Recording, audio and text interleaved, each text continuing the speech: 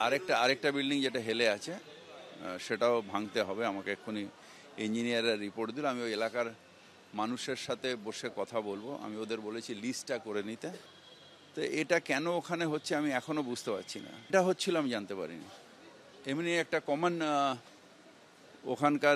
ওখানকার শুধু না, ধরুন আজকে আমাদের যেরকম ধরুন ওখানে আগে এটা বাহানা দেওয়া হতো, তারপরেও এটা হচ্ছে, এটা একটা সামাজিক ব্যাধি হয়ে দাঁড়িয়েছে। এবং এটা যেটা হলো এটা খুবই দুঃখের। ছিলেন না দেখার কথা বিল্ডিং ডিপার্টমেন্টে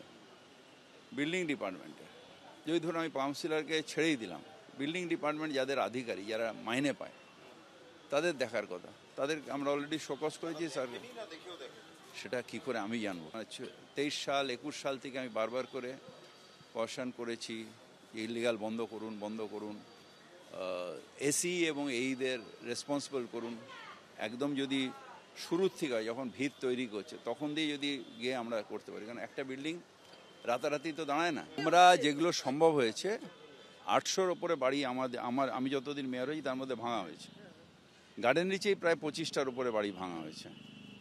কিন্তু এটা একটা এমন সামাজিক ব্যাধি যে আমি দূর করতে পারছি না।